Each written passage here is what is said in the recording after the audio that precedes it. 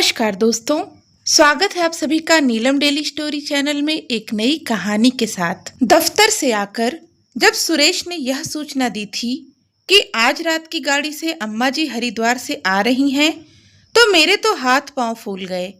यह क्या विस्फोट कर दिया सुरेश ने। ना चिट्ठी ना फोन, एकदम से आने का कार्यक्रम बना लिया। सुरेश को तैयार होता देख मैं दबी जुबान से बोली, तुमने पहले क्यों नहीं बताया? ना कोई सूचना, ना पत्र। अपने घर आने के लिए क्या माँ को इजाज़त लेनी पड़ेगी? मेरा यह मतलब नहीं है। मैं भी झल्ला उठी, लेकिन इन 2 कमरों के मकान में उन्हें कहाँ ठहराऊं? अगले हफ्ते से बच्चों की परीक्षाएं भी शुरू हो जाएंगी। अम्मा जी को तो सुबह उठते ही पूरे आलाप से भजन करने की आदत है। बच्चे पढ़ेंगे कब? बेवकूफ़ी की बातें मत करो, वह मेरी माँ है। बड़े भैया उन्हें ट्रेन में बिठा चुके हैं, वह आ रही हैं, तो बस कोई टिप्पणी नहीं। यह घर उनका भी है, उनके लिए पहले जगह निकालना, चाहे मुझे बैठक में ही क्यों न सोना पड़े। वाह रे मातृभक्त, भूल गए वह दिन जब सारे समय अम्मा जी मेरे पीछे पड़ी रहती थीं। केवल 8 महीने ही शादी के बाद हम उनके साथ थे। फिर सुरेश के साथ मैं भी दिल्ली आ गई थी। उन 8 महीनों में अम्मा जी के साथ मेरा अनुभव अच्छा ना था। क्या मिला, क्या नहीं मिला, या बड़ी बहू के यहाँ से क्या मिला था, यानी सिर्फ मेरे मायके की आलोचना। बातें इतनी तीखी कि सीधे दिल में उतर जाए। फिर एक आध बार ही वह यहाँ आई थी। मैंने भी सिर्फ फर्ज ही अदा की थी, वह भी ज़्यादा ना बोलती। हाँ, बाहर का कोई आ जाता तो आसपास ही डोलती रहती। उन दिनों बड़ी ननद भी आ जाती। 15-20 दिन बच्चों की पढ़ाई का खूब नुकसान होता। सुबह से ही शंख और घंटी बजनी शुरू हो जाती। रामायण भी जोर जोर से पढ़ती। इस कारण सबकी नींद जल्दी खुल जाती। बच्चे तो दिन भर अलसाए रहते। मैं भी थोड़ी देर से उठती थी, क्योंकि बच्चों का स्कूल और सुरेश का दफ्तर भी 10 बजे रहता था। घर की सारी दिनचर्या उनके आने से उलट पुलट हो जाती। अब बाबूजी भी नहीं थे, सो तीनों बेटों के पास कुछ दिन रहकर वह अपने दिन बिता रही थीं। सुरेश उन्हें लेने स्टेशन चले गए थे। मैं रसोई में जाकर खाने की तैयारी करने लगी, लेकिन मन अम्मा जी के इर्द गिर्द ही घूम रहा था। उनके पूजा पाठ एवं भोजन में जात पात व छुआछूत बरतने के कारण कोई बेटा बहू उन्हें स्थायी रूप से रखने को तैयार न थे। गांव में खेती अधिया पर दे रखी थी। कभी कभी ही वह गांव जाती, किसी बेटे को साथ लेकर। मेरी तो जान सूख रही थी उनके आने के समाचार से। गोल गोल आंखें नचाकर वह सारा दिन घर का निरीक्षण करती रहती हैं। अब ना तो रसोई में कोई चप्पल पहनकर जा सकता था, ना हमारी पसंद का भोजन पक सकता था, और ना ही उनके मित्र व उनके परिवार वाले धड़ल्ले से यहाँ आ सकते थे। उनके एक दोस्त अक्सर यहाँ आते थे। उनकी पत्नी बीमार रहती थी, सो जब आते भोजन करके जाते। एक दिन अम्मा जी ने टोक दिया था, बहू यह हफ्ते में 3 बार आकर खा चुके हैं, तुम लोग कितनी बार गए हो इनके घर? असल में उनकी पत्नी अस्वस्थ रहती हैं। मुझे तो कहीं से बीमार नहीं लगती। अब भरी हुई देह पर डाइटिंग करेगी तो शरीर में ताकत कहाँ से आएगी? खैर, मैंने सुरेश के साथ गृहस्थी का एक एक सामान उनके वेतन से ही जुटाया था। मेरा अधिकांश सामान तो बिना खोले ही छोटी ननद की शादी पर दे दिया गया। हर माँ बाप की तरह मेरे माँ बाप ने भी वर्षों अपनी बेटी के लिए दहेज जोड़ा था। वह इसलिए नहीं कि मेरी ननद को दे दिया जाए, लेकिन मैंने और सुरेश ने किसी से कुछ नहीं कहा था। फिर बाबूजी भी ना थे, पैसे की दिक्कत तो थी ही। मैंने भी संतोष कर लिया। सुरेश के जाने के बाद मुझे फिर ट्यूटर का ध्यान आया। मीरा ने आज फिर कहा था कि उसे संस्कृत में दिक्कत होती है, कोई टीचर लगवा दें। चिंता से मेरा दिमाग चकरा गया। डर रही थी कहीं मेरा उड़ा रंग देखकर अम्मा जी मुझे बीमार न समझ लें। और फिर एक उपदेश, आजकल की लड़कियां आए दिन सिर में दर्द तो कहीं पेट में दर्द। अम्मा जी को मैंने वास्तव में कभी बीमार नहीं देखा। सोने सा दमकता रंग, पके बाल, सफेद स्वच्छ धोती और पाँव में चप्पल। पूजा के बाद माथे पर जो चंदन का टीका लगता वह दूसरे दिन नहाने के बाद ही छूटता। बोली सधी हुई, चाहे वह प्रशंसा में हो या आलोचना में। बच्चों को भी दादी के आने की सूचना मिल गई। बड़ी तो कुछ नहीं बोली, लेकिन छोटी बिदक गई। माँ, हमारी परीक्षा पास है। दादी के कारण हमारी पढ़ाई का कितना नुकसान होगा। वह सुबह से भजन गाने लगेंगी। कोई बात नहीं बेटा, अपने घर के बड़ों के लिए ऐसी बातें नहीं कहते। वह इस घर की सदस्य हैं, जब चाहे आ सकती हैं। तुम लोग कमरा अंदर से बंद करके पढ़ना।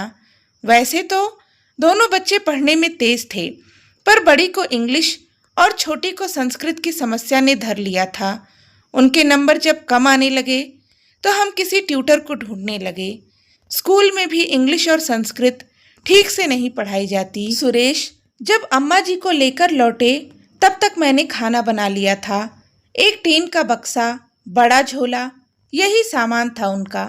10 घंटे की अकेली यात्रा से थकी अम्मा जी के लिए गर्म पानी रखकर मैंने उन्हें हाथ मुंह धोने को कहा तो वह तुरंत तैयार हो गईं। तरोताजा होकर साफ कपड़ों में जब वह बाहर निकली, मैंने गर्मा गर्म नाश्ता उनके सामने रख दिया। सुरेश ने एक बार मुस्कुराकर मुझे देखा, फिर खुद कपड़े बदलने चल दिए। इस बार अम्मा जी पूरे 3 साल बाद आई थीं। इसके पहले 1 वर्ष वह बड़े जेठ के पास थीं। वैसे तो उनको वह जगह पसंद आ गई थी और उनका इरादा वहीं बस जाने का था। फिर न जाने क्या बात हो गई जो वह वापस आ गई थीं। नाश्ते के बीच ही उन्होंने बच्चों को बुलाकर प्यार किया। दोनों के लिए वह बड़ी सुंदर सी पेन लाई थीं। मेरे लिए एक साड़ी, रंग हल्का था। मैं समझ गई किसी ने यह साड़ी उन्हें दी होगी। उसे मेरे लिए उन्होंने रख लिया। अम्मा जी के ठहरने का प्रबंध मैंने अपने कमरे में कर दिया। बैठक में एक तख्त पड़ा था, उस पर सुरेश का बिस्तर लगाकर हम खुद कालीन पर सो गए। अम्मा जी ने कोई प्रतिरोध नहीं किया। वहाँ जो वह लेटी तो गहरी नींद में सो गईं।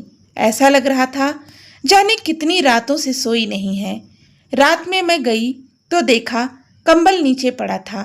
कंबल उठाकर उन्हें उड़ाया तो वह सिकुड़ गईं।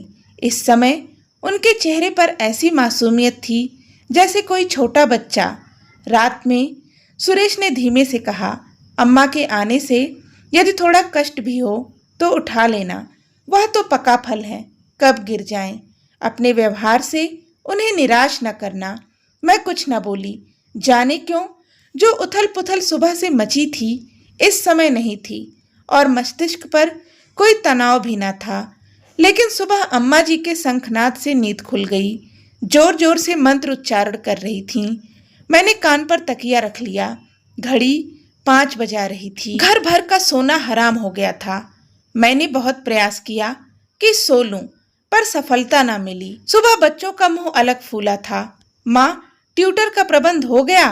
पापा ढूंढ रहे हैं बेटा, तब तक गाइड से काम चलाओ। माँ, दादी तो सुबह सुबह शोर करती हैं।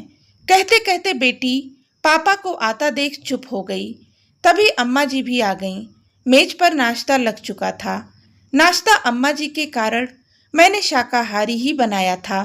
देखते ही वह बोली, यह क्या बहू, नाश्ते में अंडा नहीं है? ठंड भी शुरू हो गई है, बच्चों को रोज खाने में अंडा दिया करो। मुझे और आश्चर्य तब हुआ जब वह स्वयं कुर्सी पर बैठकर नाश्ता करने लगीं। अब तक तो वह चौके में जमीन पर बैठकर पीढ़ा लगाकर खाती पीती थीं। नाश्ता करके झोले से एक पुरानी स्वेटर निकालकर वह धूप में बैठकर बुनने लगीं। बच्चे स्कूल चले गए और सुरेश दफ्तर। मैं घर समेटने लगी। इस बीच अम्मा जी एक बार भी अंदर नहीं आईं। दोपहर में उन्हें भोजन के लिए बुलाने गई तो जाकर चुपचाप बिना कोई मीन मेख निकाले खा भी लिया। मुझे उनके व्यवहार में महान परिवर्तन दिख रहा था। सुरेश से भी वह धीमे धीमे ना बतियाकर अब हम सबके सामने बात करती हैं। पास पड़ोस में ना जाती। कोई मिलने आता और उन्हें पूछता तो थोड़ी देर को आकर बैठ जाती। मुझे लगा यह परिवर्तन या अस्थायी है या फिर बड़े भैया के पास अम्मा जी को कोई गहरी चोट लगी है। रात में उन्होंने कमरे में सोने से मना कर दिया। अरे, बच्चों के कमरे में ही एक चारपाई डाल दे, पर उनके पढ़ने से आपको परेशानी होगी। मैंने कहा, कुछ नहीं होगा, मुझे आदत है उजाले में सोने की। फिर मैं भी ज्यादा जिद नहीं की। रविवार को नाश्ते में मैं सबको चिड़वा दही देती थी। सबके साथ मैंने अम्मा जी के लिए बड़े कटोरे में चिड़वा दही भिगोकर उनके सामने रखा और पूछा, अम्मा जी, दही ठीक है या दूध लेंगी? उस समय वह सिर झुकाए थीं। सिर उठाई तो आंखें डबडबाई हुई थीं। बहू, इतना सारा दही तो मैंने महीनों से नहीं देखा। खाऊंगी तो अपच हो जाएगा ना? आंसू पोंछकर वह मुस्कुरा दी। मेरा जी धक से हो गया।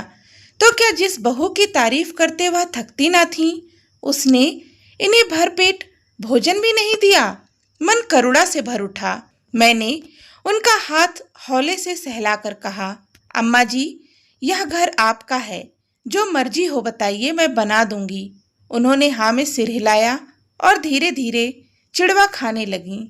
शाम को बच्चों ने हंगामा कर दिया, हमारा संस्कृत का ज्ञान बिल्कुल कम है, हम क्या करें? सुरेश या मुझे किसी को भी संस्कृत नहीं आती थी। मैं सुरेश से पंडित जी से पूछने को बोली तो वह बोले, उन्हें तो सिर्फ श्लोक याद होगा, वह भी विशेष आयोजन के। तभी कुछ दूर बैठी अम्मा जी ने दोनों बच्चों को बुलाकर कहा, जरा अपनी किताब तो लाओ, देखो कितना कठिन है यह विषय, शायद मैं ही पढ़ा लूं। आप दादी? मीरा अविश्वास से बोली, संस्कृत से हिंदी और अंग्रेजी का अनुवाद भी करना होगा, आपसे नहीं होगा। ला दे तो, अंग्रेजी में अनुवाद तू कर देना, मैं उसकी हिंदी बता दूंगी। दोनों बच्चे बुझे मन से किताब ले आए। अम्मा भी थोड़ी देर उसे पलटती रहीं। मैं चिंतित वहां से हट गई। समय व्यर्थ कर रही हैं अम्मा जी। अरे, तुम किसी ट्यूटर का प्रबंध करो ना। क्यों? हो सकता है अम्मा जी पढ़ा लें। क्यों मजाक करते हो? इस समय संस्कृत के मास्टरों का कितना अभाव है। जो मिलते हैं वह पैसा कितना मांगते हैं। अम्मा भला कैसे पढ़ा लेंगी? आज देख लो, कहकर सुरेश टीवी देखने लगे। दूसरे दिन मीरा स्कूल न गई। देर रात तक दादी से पढ़ती रही। अगले दिन भी जल्दी से पढ़ने बैठ गई। सोनी का नंबर शाम को आया। रात 12 बजे तक अम्मा जी पढ़ाती रहीं। बेटियां संतुष्ट नजर आ रही थीं। मैं डर रही थी कहीं गलत समझा दिया तो सारे नंबर कट जाएंगे। दोपहर में सुरेश का फोन आया। बड़ी मुश्किल से एक ट्यूटर का प्रबंध हुआ है, पर 800 रुपए बता रहा है। अम्मा जी ने यह कहकर मना कर दिया कि कल से पेपर हैं, अब अगले सत्र में रखना। सुबह नींद खुली अम्मा के शंखनाद से। उस रात भी नहीं सोई, तब भी आज जग गई, पर जब घड़ी देखी तो 7 बजे थे। मुझे झटका लगा। इतने वर्षों में पहली बार अम्मा जी का पूजा का समय बदल गया था। नियम से ठीक 5 बजे पूजा करने वाली अम्मा जी ने नियम परिवर्तन कैसे कर लिया? सोनी और मीरा कॉपियां ठीक कर रही थीं। मैंने आश्चर्य से पूछा, तुम सब सोई नहीं? सोई थी, पर सुबह 6 बजे उठ गई थी। दादी पढ़ा रही थी हमें। आज हिंदी का पेपर है ना? दादी ने बहुत अच्छा पढ़ाया। और माँ, मीरा बोली, दादी ने इतने अच्छे तरीके से हमें समझाया है कि मुझे उम्मीद है संस्कृत में मेरे पूरे नंबर आएंगे। अम्मा जी में मैंने हमेशा कमी और दोष निकाला था। उनके अंदर विद्या का यह अनमोल रत्न भी छुपा है। मैं इससे अनजान थी। हम बीए करके भी बेटियों को पढ़ाने में असमर्थ थे, जबकि अपने जमाने में थोड़ा बहुत पढ़ी अम्मा जी हिंदी एवं संस्कृत आराम से पढ़ा रही थीं। रात को सुरेश ने सुना तो कहा, हाँ, माँ ने अपने विवाह के बाद शास्त्री की परीक्षा व्यक्तिगत रूप से पास की थी। उनकी इस उपलब्धि को ना किसी ने आका ना जाना। वैसे यदि माँ इस उम्र में पूजा रोककर बेटियों को पढ़ा सकती हैं, तो अब मैं भी गणित और इंग्लिश नियम से पढ़ा दिया करूँगा।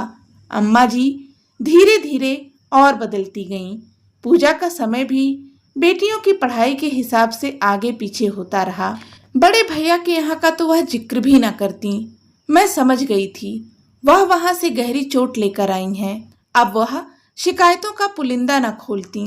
खाली वक्त में बच्चों के पास बैठती या कोई पुस्तक पढ़ती। मुझे प्रतीत भी न होता कि यह वही अम्मा जी हैं जिनके आने के समाचार ने मुझे दहला दिया था। मैंने सोचा अब अम्मा जी को मैं कहीं जाने न दूंगी। यह निर्णय अब सिर्फ मेरा ही नहीं था बल्कि मेरे बच्चों का भी था। तो दोस्तों, आज की इस कहानी के विषय में आपके क्या विचार हैं, हमें कमेंट करके जरूर बताएं। कहानी पसंद आई हो तो प्लीज़ इसे लाइक करें, शेयर करें और चैनल को भी सब्सक्राइब कर लें। धन्यवाद।